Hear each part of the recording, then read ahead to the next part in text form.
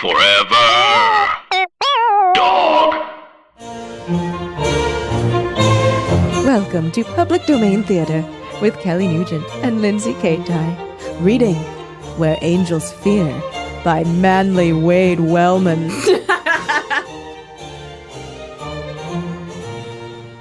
Welcome to Public Domain Theater, the podcast of highbrow readings and lowbrow commentary. I'm one of your hosts, Lindsay Kaitai. I'm another one of your hosts, Kelly Nugent. And today we are reading the story by a hilariously named person. Manly Wade Wellman. Manly Wade Wellman. What was the other? What was the one where it was Ronnie Adrian's episode, and we learned somebody's real name and we cracked up. It was like something Nutter or Nuts. Oh yeah. Lionel D. Nuts or something. Yeah, it was like Dirty Nuts Nutterson. Nutter? I forget. It was Nutter. It was the Charles Beaumont episode, but his real name was like Chuck Lionel Nuts. Lionel Nuts. Yeah, it was Lionel Or I'm Nuts. probably just thinking Lionel Hutz, but anyway. It was something like that. It was something nuts. Anyway. But this guy. Good name. So, Lindsay, Kelly? what do you know about Manly Wade Wellman? Oh, everything clearly from my normal reaction to a name that I've heard 1,000 times before. Calling to order the first meeting of the Manly Wade Wellman fan club. Once again, it's just me. It's just me. Taking minutes, and the president, and the vice president, and the treasurer. Chet Chasman, present. Okay. Okay, that's all everyone? president accounted for. All right, moving forward. Minutes. Should we bring beer to these meetings from now on? All in opposed? favor? Yeah. All God. in favor? Aye. All opposed? Nay. Uh-oh. Oh, I Got a answered. stalemate. I'm of two minds about this. I gotta go take a walk in the woods and think about this. Oh boy. Manly Wade Wellman. Yes. When do you think he was born? With a name like that, my goodness. Do you want to see a picture of him so you can maybe guess? Yes. Oh, hello. Manly indeed. Manly. Okay. He's got a face like a pancake, Somebody's baby. invited to my flapper party. Ooh. I'm going to say born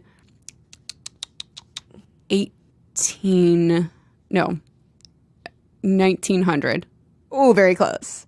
1903. Hey. Died in 1986. Wow, he lived a long time. Oh my God. Get I this. wonder if I ever met him. He's so handsome. I mean, you would never forget. So handsome. He's so He's handsome. like a Rhett Butler up in here with that face. He's like if Rhett Butler fucking Clark Gabling all over. was soaked Town. in some turkey brine. He's like a little puffed up Rhett Butler. This is probably a fake. He probably looks much worse than I this. guess he is a little puffy. But He's that just- pencil thin mustache. Yes, please. Yeah, and that Party for one. tight collar. I love a tight collar on a puffy man. You know what I I love? need food. I didn't have dinner. I love the look of like a rubber band on a hot dog. But like a bloated hot dog that's been like sitting in a pot of water for a while. boiled. Also, like, honestly though, I saw that photo and I thought he was handsome, and now it's like gone off the rails. Listen, we're both hungry. I'm so hungry. We're hungry, and we had rosé. Oh yeah, thank you, Dara. Thank you, Dara. Listen to our episode of Teen Creeps. To Always hear a that. plug. Always a plug. Always a plug, never Always a a lady. Always a plug, never a bride. Okay, so Wellman was born Yes, 1903. in the village Oh, okay. of Camandongo in Portuguese West Africa, Oh. now Angola, Okay. where his father, Frederick Creighton Wellman, Was a stationed- colonist. I mean, kind of. Yeah. Stationed as a medical officer. He spoke the native dialect before he learned English. Became an adopted son of a powerful chief whose vision Dr. Wellman restored? What? I'm sorry, what? Wait, the father? Oh, yeah, the medical. Doctor. Yeah. The Dr. doctor. Creighton. Dr. Michael Crichton. Medical Wellman. That CBS show. Dr. Michael Crichton, Medical Wellman.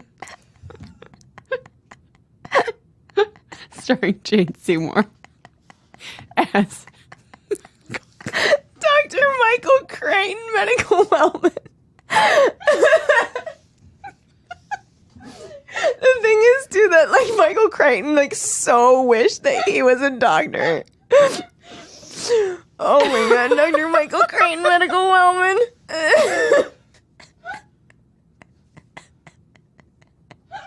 It's not even medical woman, it's medicine woman. I just realized that. I was like, yeah, it makes sense. Medical Wellman. I'm crying. I'm so tired. I'm crying. Oh my god. Okay. You guys are really good at Photoshop. Can one of you guys please Photoshop a Dr. Michael Crichton Medical Wellman poster? Okay, so the doctor restored vision to the powerful chief, and I guess the son became the adopted son. So then, while he's still a young boy, when I was a young boy, his family moved to the United States, where he attended school in Washington, D.C., prep school in Salt Lake City, college at Wichita Municipal University, now Wichita State University in Kansas. Okay. Great. Honestly, I zoned out halfway through. I mean, it was not exciting.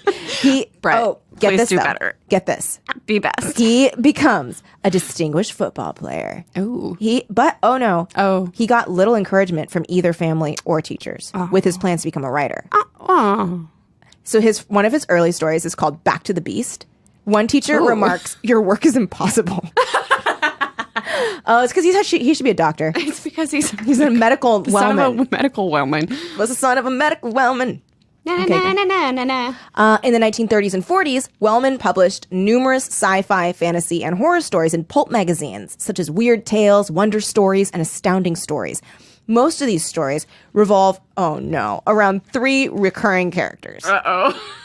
1. John, a.k.a. John the Balladeer, a.k.a. Silver John, a wandering backwoods minstrel with a silver-stringed guitar. 2.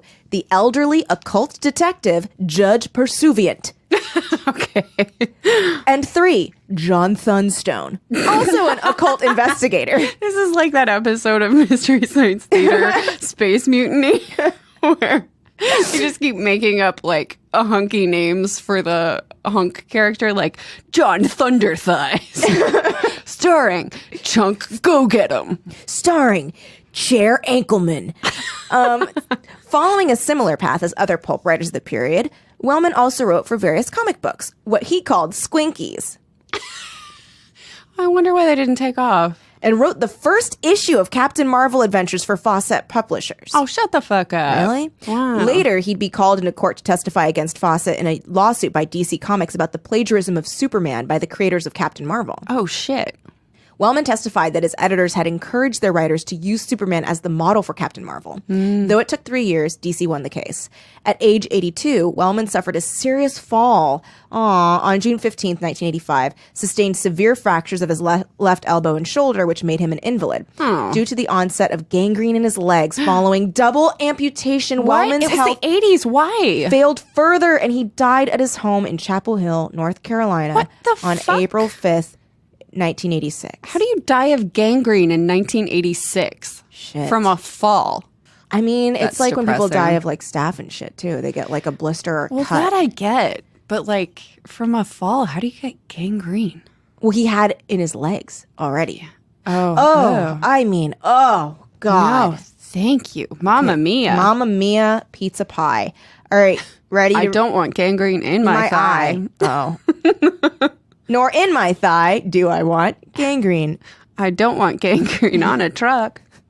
Okay, so this is 1, 2. The only other 3, rhyme that I've been sitting 4, here trying to come up with a rhyme to finish that, and it was just, I don't want gangrene when I fuck. That was all I could think of. And I when don't. I fuck in the don't. street. When I fuck with who I meet. Gangrene everywhere. Gangrene won't be in my hair. This is nasty. Nasty fucking Dr. I Seuss have to shit. shave my head because I have gangrene. Oh, your hair has gangrene. We'll have to remove it. Tragic. where angels fear. Oh, there's a log warning? line. Particularly recommended for lonely people in old houses on dark, windy March nights. Nights! Is it capitalized or there's exclamation an exclamation point? point that I didn't see when I started reading the sentence. Oh, we should say that this was listener submitted. So thank you, thank you, thank you. Thank you, thank you, thank you. Was this just one listener, Brett? Okay. The Christina Rossetti poem was multiple. Yes. So This is a little less popular. God bless this solo flyer. We'll see why. Half a mile from McCormick's cabin, a paved highway crossed the rutted woodland road, and here a post held aloft in the misty darkness an electric light. Muriel Fisher paused in its brightest glow and turned up her spectacled, good-humored young face. "Let's interview that whiskey, Scotty," she said. Oh. It's on trial for murder. McCormick smiled and drew the silver flash from under the tail. McCormick? What did I say? McCormick? No, it's nothing. It's not. Don't worry about it. I think it's also a Mystery Science Theater.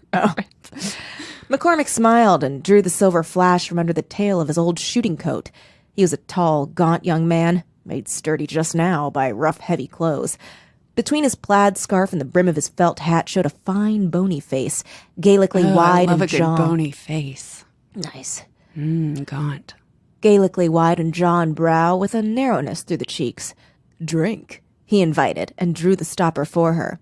She drank with honest heartiness. Her bandana-framed face, tilting back under the white light, seemed to have lost a touch of its healthy pink, but she looked ready enough in her tweed suit, turtleneck, brown sweater, woolen stockings, and Oxfords. You could just tell that she wanted it. What with those Oxfords? "Ha-ha! That braces me to the adventure," she said, handing back the flask. "This is like the beginning of a Sherlock Holmes story. Old clothes, thick walking sticks, a bottle of liquor, and a dark road to travel."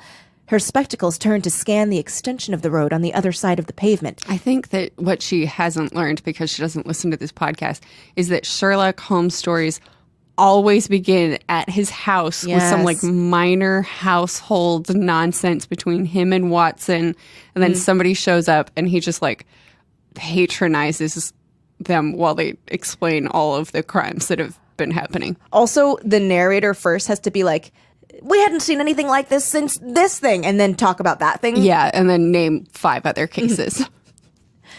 Her spectacles turned to scan the extension of the road on the other side of the pavement. It seemed suddenly to dwindle, to become no more than a trail in the deepening fog. "Only," she added, "Sherlock Holmes was too rational to believe in haunted houses." True. "His creator wasn't," said McCormick, and drank in turn. The potent whiskey... God believed in ghosts? God believed in haunts. In ghosts? And drank in turn. The potent whiskey cut from his mouth the savor of those sardines they'd eaten together. Ugh. Just before staring into the night. This couple's gross. He's like, "Why don't we drive together down the road and eat suck down some sardines and some whiskey?" Yeah, followed up with a shot of whiskey. Listen, bracing. "I love a briny, sharp fish. I like to follow it with a smoky, peaty mass of liquid. All the better if it tastes like soap going down my gullet. Now quick, kiss me. Let us mingle our spits." So we feel like we're in a Sherlock Holmes story. "Oh, Sherlock! Oh, Sherlock, take me!" "Watson, your breath stinks of fishes." "Conan Doyle believed in ghosts, fairies, and God. What time is it, Muriel?" That's true. He was a spiritualist. He was. She peeled down a knitted glove and looked at her wristwatch. 20 minutes after 11. We'd better hurry if we reach this boogie bin of yours before midnight." Ooh, boogie bin. Boogie bin. They crossed... Boogie bin. Boogie bin. They crossed the highway and plunged into the half-gloom beyond. Only a narrow strip of the sky hung between the two blocky masses of trees, and from there filtered a slaty blue light. The moon would be full, or almost, but wholly the mist clouds obscured it. Underfoot, the going was uneven and turfy. And This ground is so turfy. oh, wow, the ground is so turfy. Yeah. And the tip of McCormick's walking stick set a pebble scuttling. Muriel started violently, laughed to deprecate her own nervousness, and fumbled for a cigarette. Say,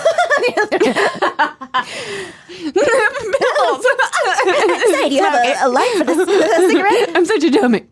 McCormick found himself grateful for the brief flare of her match. "Tell me all about the house, Scotty," she begged. It's a treasure trove of goblins, if it's authentic, he complied. I've seen it only twice, and by daylight both times. Are they ghost hunters? Fuck yes. Oh, this is remember the occult investigators. Is very common. Is McCormick one of the three that he does? Let's look. Is that what this is called? Wait, what? So he has 3 characters that he likes to do a lot. Oh, right. No, none of them. Oh. Well, so 2 of his 3 favorite characters are occult detectives. Okay. So this is of a passion of his. Mm-hmm. It has the traditional look, all right. A big square-roofed ruin, 2 stories high, on a rock above a stream.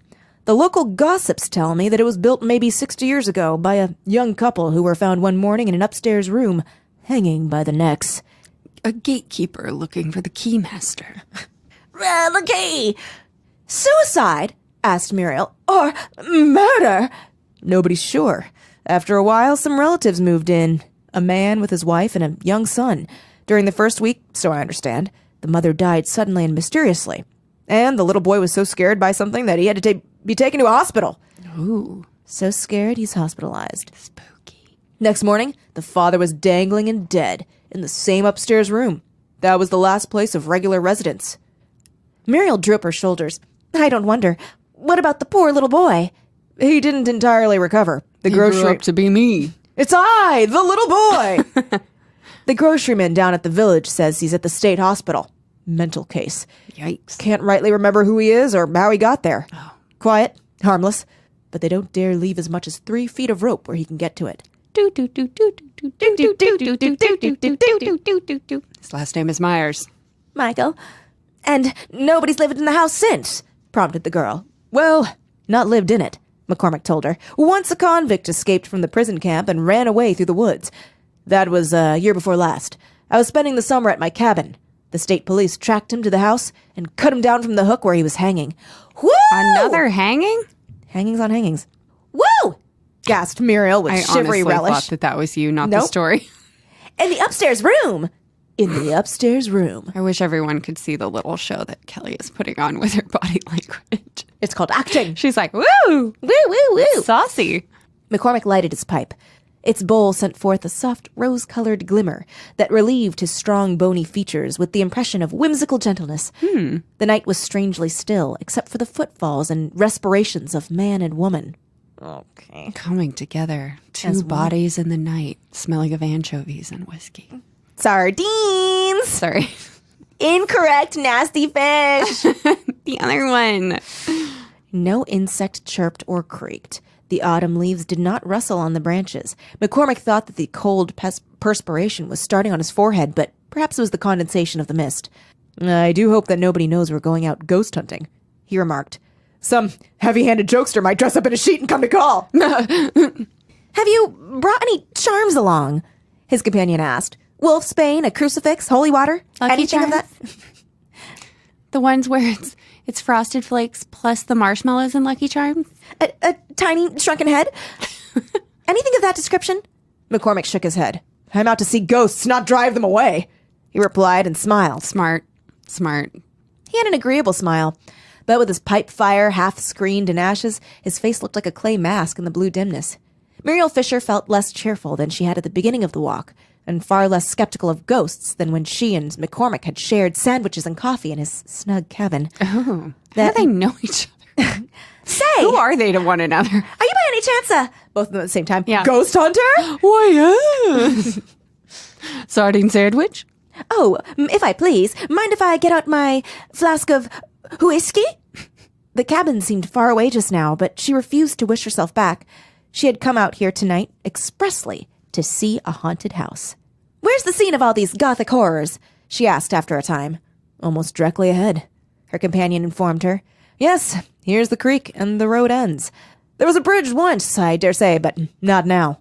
The trees shrank away from this spot, and the fog-strained moonlight was almost strong around the 2 adventurers.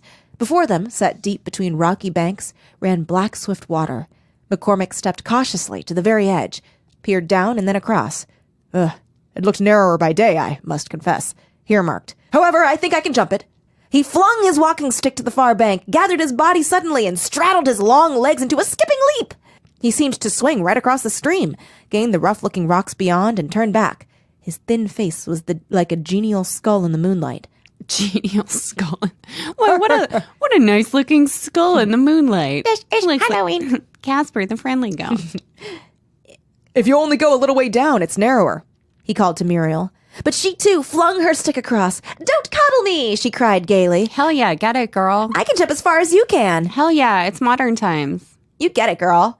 She suited the action of the word, and bravely, but her stride could not match McCormick's. Whoops, because she's just a woman. She's a woman. And her skirt hampered the scissory thrash of her legs. Scissory thrash. Wow, okay. One blunt Oxford touched the edge of the far bank. Rock crunched and crumbled beneath it. She felt herself falling backward. McCormick, moving quickly for so big a man, shot out a hand and clutched her by the wrist. With a mighty heave, he fairly whipped her to safety. Thanks, Scotty, she gasped. Nice. This is love. The fact that this is like the exciting action is them just jumping over a creek. A small creek. Oh, is she going to make it? Or is she going to get her shoes wet? She straightened her spectacles, then the bandana that was bound over her head and beneath her chin, peasant style. You spared me a cold bath. Their clothes are baffling. What is he wearing? Both of them are dressed insanely. Well, they're going to see ghosts. Like they went through one of those Dare clothing bins that are in parking lots. And they just that are a scam. Are they? Yeah, don't put your clothes in there. They're not for charity at all. What are they for? People sell them. Really? Yeah. I also just don't fuck with Dare because me neither. It doesn't work and it's corrupt. They both smiled and breathed deeply in mutual relief. I take that escape as a good omen, she went on. Now, is this the haunted house? It looks to be.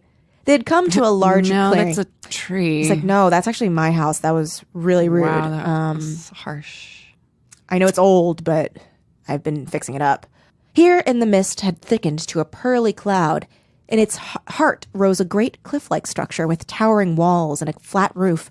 The walls had weathered to a gloomy night gray, in which shuttered windows formed indistinct deviations.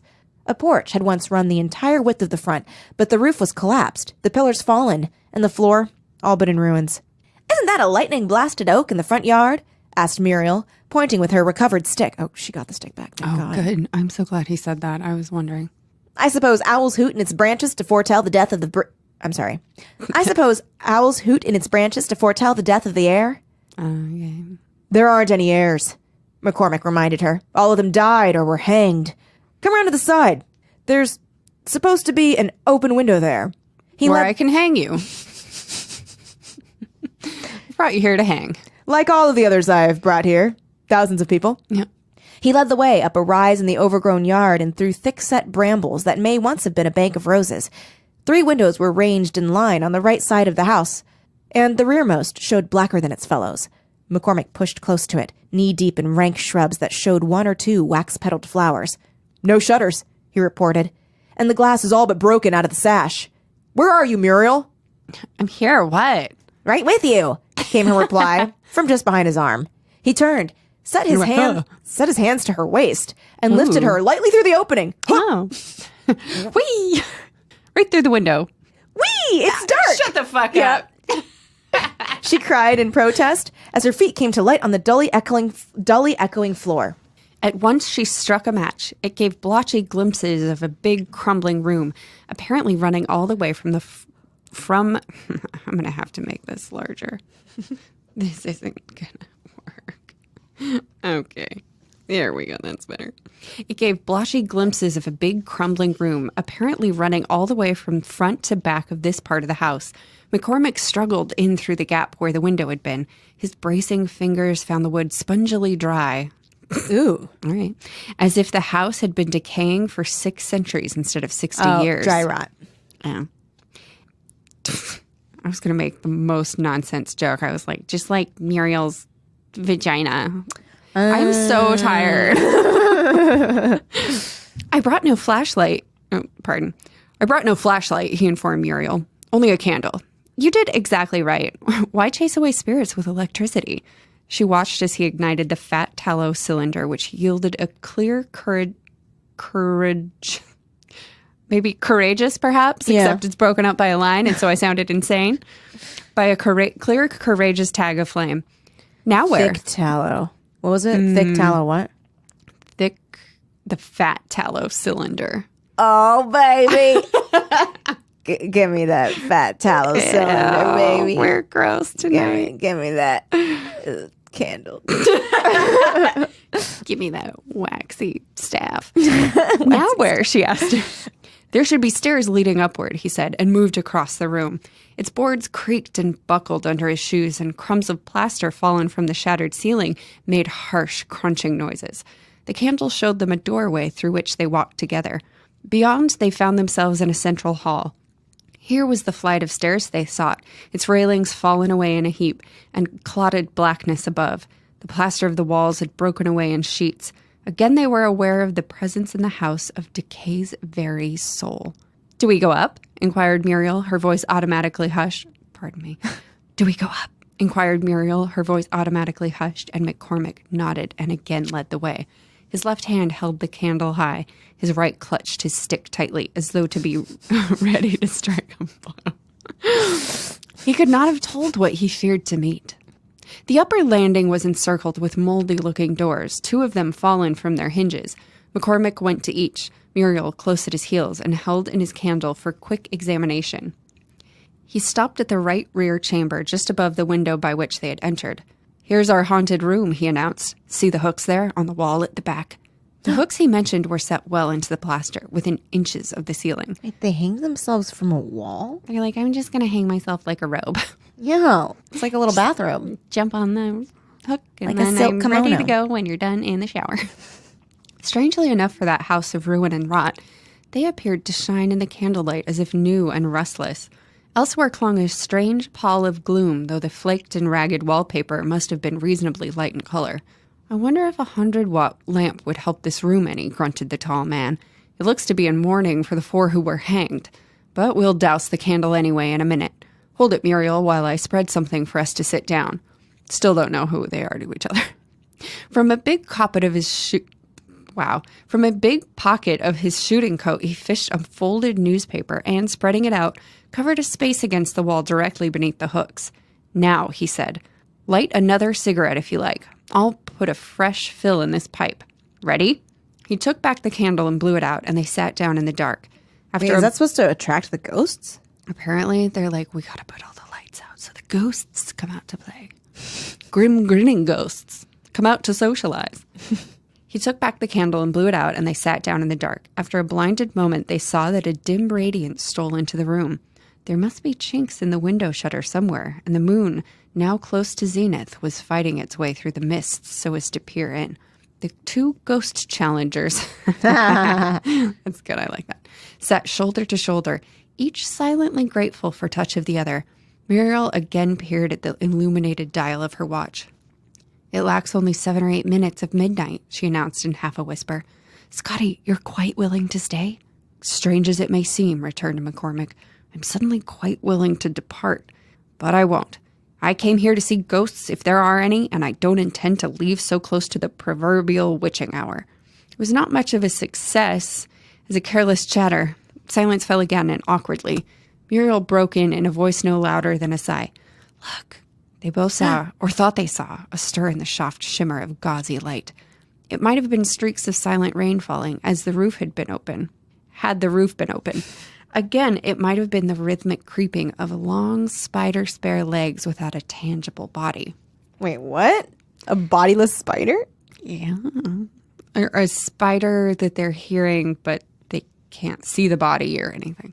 It's like they're hearing a spider is another way to put it. Is that a spider I hear? Without a body?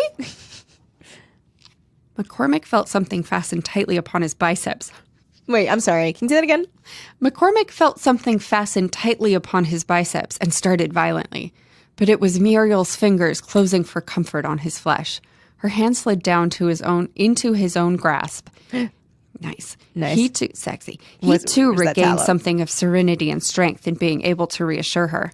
"Scotty," she was breathing at his ear, "I wonder if there's something the matter with the doorway. Is it closing?" He stared. His eyes had grown more used to the almost darkness. "Not closing," he made easy-sounding reply. "The door's off the hinges. There, it leans against the wall. But the opening does look smaller somehow, growing narrower."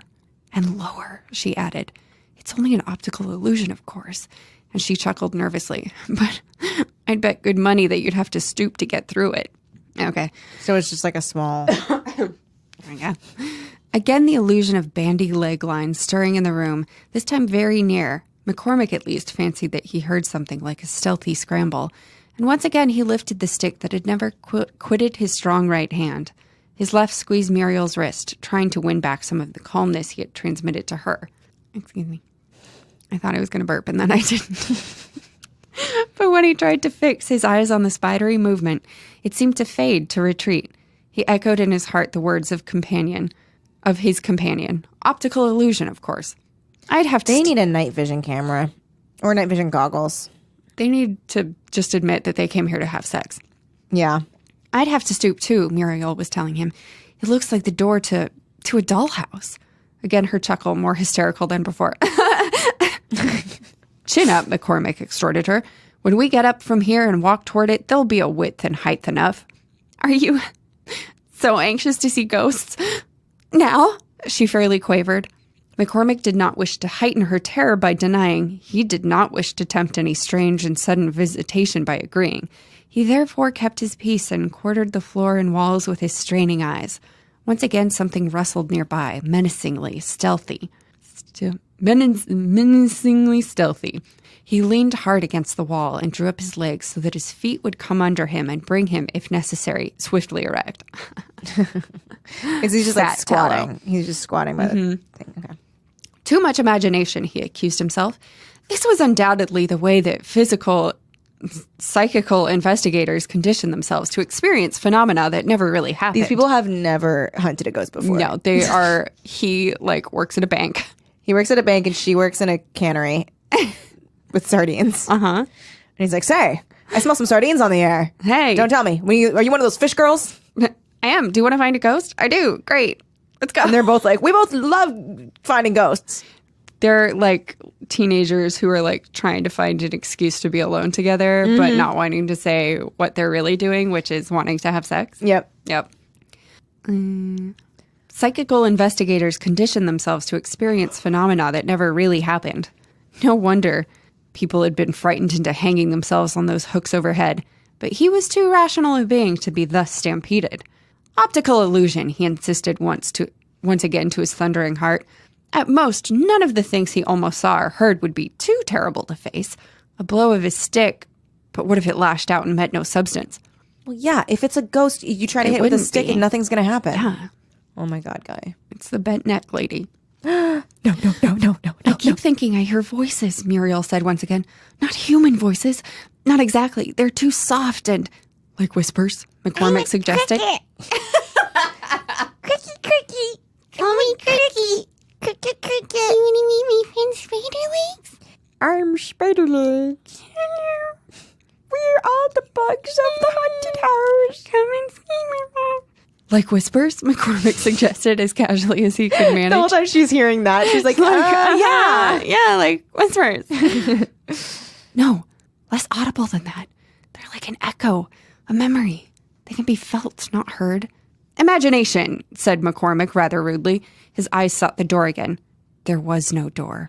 Only blank wall, solidly pale in the dimness. He could feel a tightness on his heart and throat, and with real savagery tried to persuade himself that this was no more than curious, notable, absorbing. We're shut in, Muriel said aloud, and the ring of apprehension in her voice made him jump. Go out the fucking window. There's a cute little cricket. They'd crush it. Oh, right. Next moment, a bell rang clear and far away. Rang again. Again. Now's the hour. Is that what it's in? The wedding. I don't know. It just sounded like characters in a movie being happy that the prince and the princess are marrying. You know. The day has come. The prince and queen. And now we all celebrate. Yeah. Like that. Except they're insects. The beetle prince has taken a butterfly bride. A millipede prince has come to take her side. And now the kingdom's saved. We're shut in. Blah, blah, blah. It's midnight, he said briskly and with the greatest relief he had known in years. Hear that clock striking? Let's clear out and head back to the cabin. He rose to his feet, feeling unaccountably light, as though he had floated up. Once more, he led the way, trying to make out the vanished door through which they had come short minutes ago. Muriel's cry of agonized terror brought him up short. Scotty! Look back there where we were sitting! Oh, shit. What do you mean? He spun round, still with that strange, airy lightness. Oh, my God. Oh, my God. Against the wall dangled two silent figures.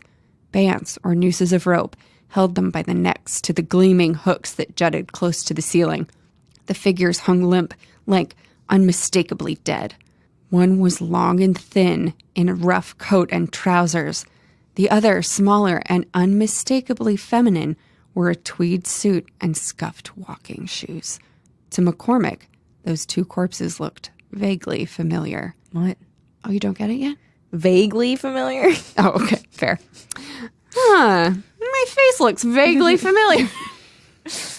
Again, Muriel's fear-loud cry beside him. Scotty, I can't see you. Where have you gone? I'm right here, he said hoarsely and turned in the direction of her wail. He could not see her either. He put out a hand to touch her. He could not see the hand. Immediately, he knew what man and woman were hanged on the wall of the haunted room.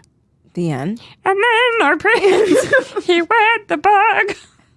So happy to see them this day. The Beetle Kingdom has found peace, finally.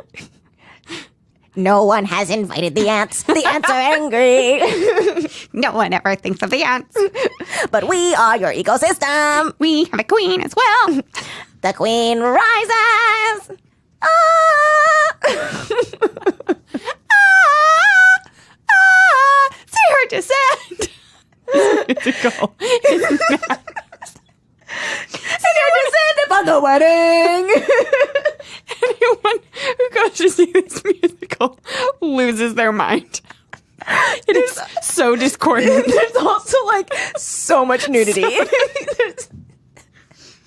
People are just wearing like extra legs, but they are all nude. And you know it's supposed to be symbolic of something, but you don't know. Don't get it at all. You don't get it. It's also one of those where they come out into the audience and then Oh no! and then And then they're like, "You are an ant too, yeah. and you have to carry this crumb on your back." And then they bring out a giant prop crumb, and they make you file onto the stage. And you're like, "Fuck you, Julie Taymor! You'll rue the day." this ticket was $45 and now Center Theater Group is gonna call me. If you want me to attend your plays, then quit making me feel old by saying I can go for free. But just kidding, it's only for people under the age of 25. Wow. So that's my favorite musical.